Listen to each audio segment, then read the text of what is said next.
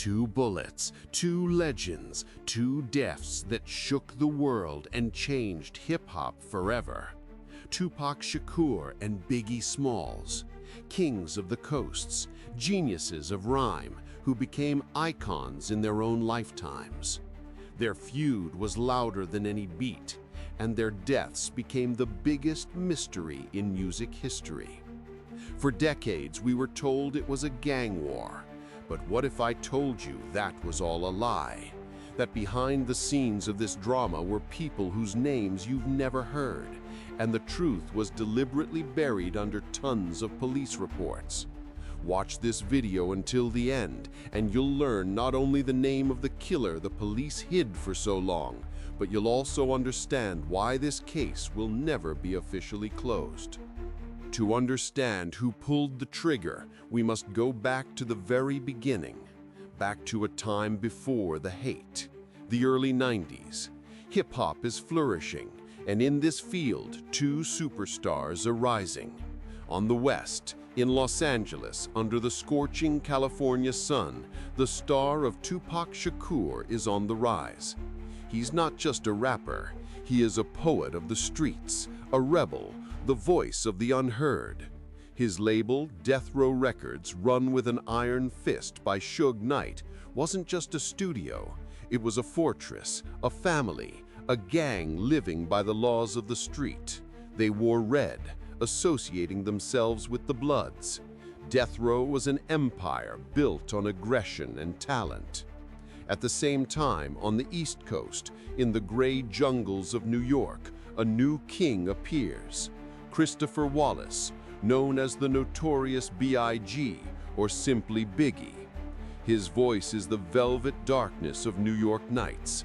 His stories are the chronicles of gangsters and hustlers. His label, Bad Boy Records, founded by the brilliant producer Sean Puffy Combs, was the complete opposite of Death Row. Gloss, expensive music videos, champagne and parties. They were the businessman of hip-hop. And at first, Tupac and Biggie were friends.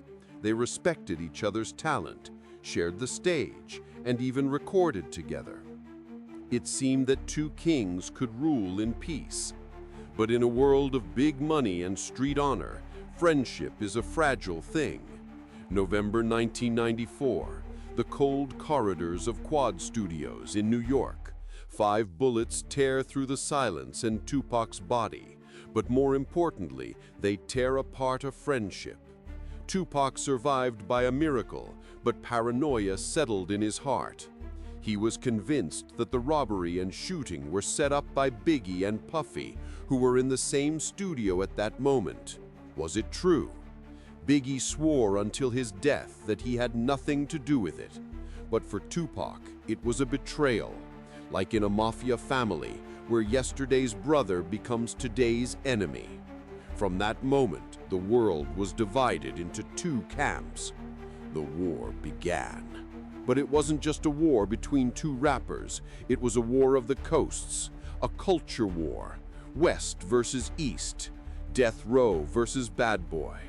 Tupac, released from prison thanks to Suge Knight, who posted his $1.4 million bail, became even angrier, more aggressive. He records his legendary diss track, Hit 'Em Up. It's not just a song, it's a declaration of total war, a verbal execution. He humiliates Biggie, Puffy, the entire East Coast. He screams to the world that he slept with Biggie's wife. In street culture, this is a fatal insult. The streets responded. The tension grew daily.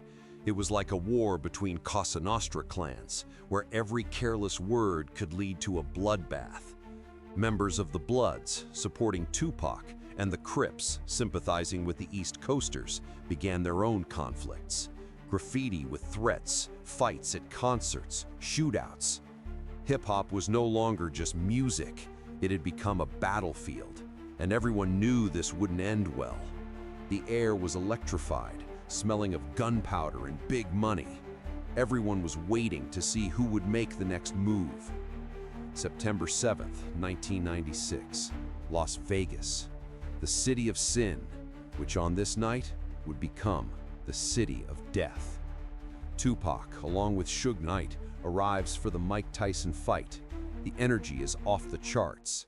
After the fight, in the lobby of the MGM Grand Hotel, one of Suge's associates spots Orlando Baby Lane Anderson, a member of the rival Southside Compton Crips gang.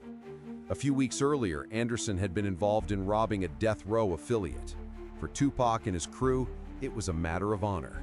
They viciously beat Anderson right in the lobby. It was a public slap in the face, a humiliation that by the laws of the street could only be washed away with blood. A couple of hours later, the black BMW 750 with Suge Knight at the wheel and Tupac in the passenger seat stops at a traffic light. A white Cadillac pulls up alongside them. Shots ring out from its window. 13 bullets tore through the Vegas night. 4 of them hit Tupac. Suge Knight was only wounded. 6 days later, on September 13th, the heart of the West Coast king stopped.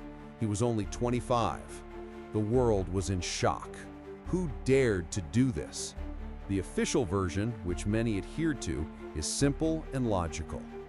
Theory number 1, Orlando Anderson's revenge. Humiliated and beaten, he gathered his gang brothers, found Tupac, and took his revenge. This is a classic street war scenario. You touch mine, I kill yours. The Vegas police questioned Anderson, but there wasn't enough evidence. He himself denied everything until his death in 1998, when he was shot in another gang dispute. This version is convenient for everyone.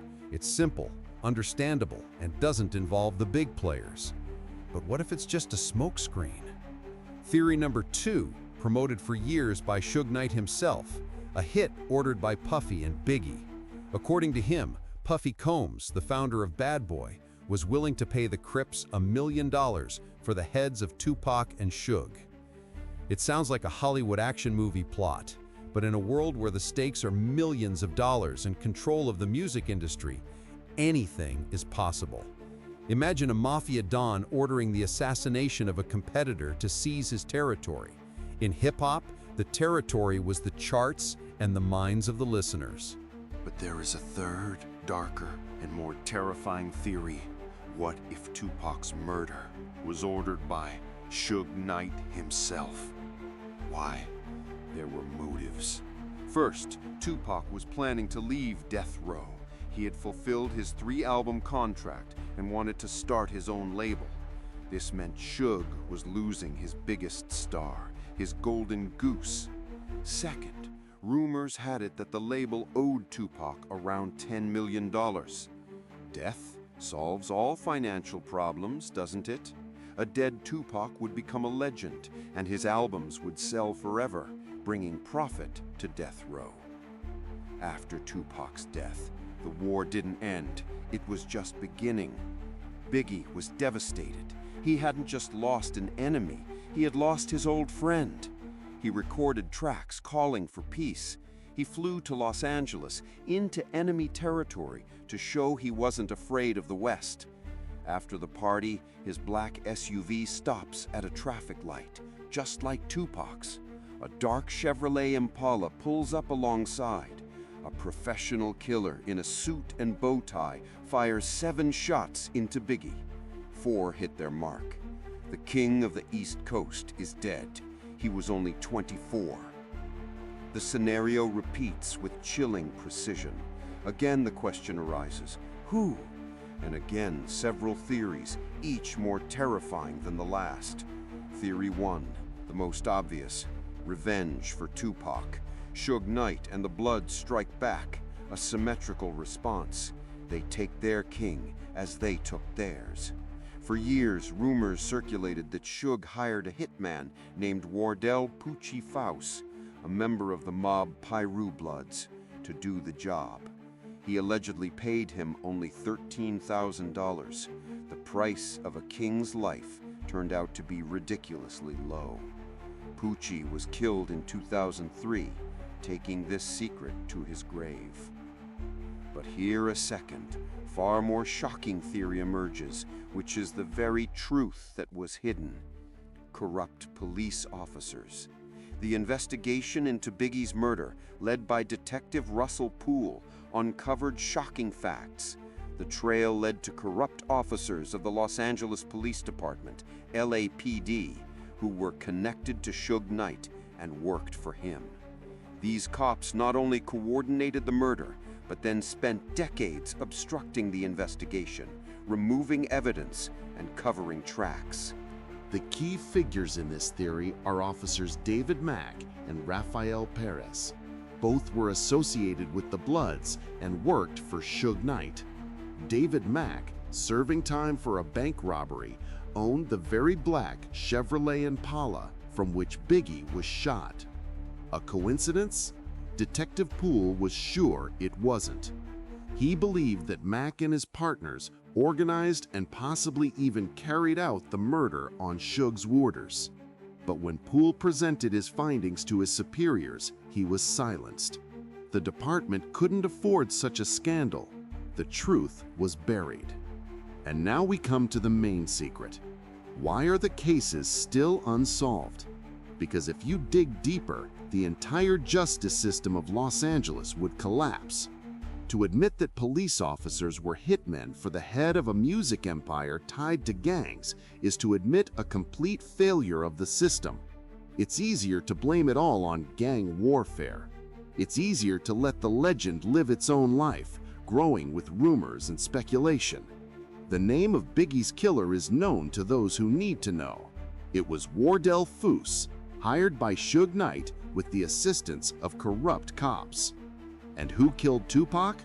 The most credible version is still Orlando Anderson and his Crip gang. It was a swift, spontaneous revenge born from the street code of honor. But this revenge became the detonator for the far more planned and cold-blooded murder of Biggie. In the end, we have two deaths.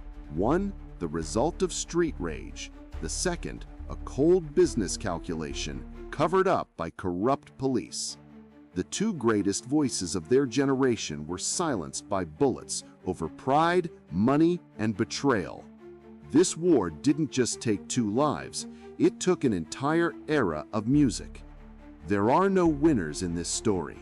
Death Row Records fell apart, and Suge Knight went to prison for many years for other crimes. Bad Boy Records never reached its former heights. Two empires built by two geniuses crumbled, burying their kings under the rubble. Only the music remains. Immortal, brilliant, soaked in the pain and fury of that time. Music that still plays on the streets around the world, reminding us how thin the line is between love and hate, friendship and betrayal, life and death. So that's the truth, brutal and raw. The truth that was hidden in archives for decades. Now you know more than 99% of people. If this story touched you, if you felt the energy of those streets and the drama of those events, subscribe to the channel so you don't miss new investigations. Like this video so that more people can see it. And write in the comments whose music means more to you, Tupac's or Biggie's, West or East. Let's start our own battle in the comments. And here's a hook for you. If we get 15,000 likes, in the next video, I'll tell you about the Fifth Family of New York, the most brutal gang that made even the Italian mafia tremble. Stay tuned.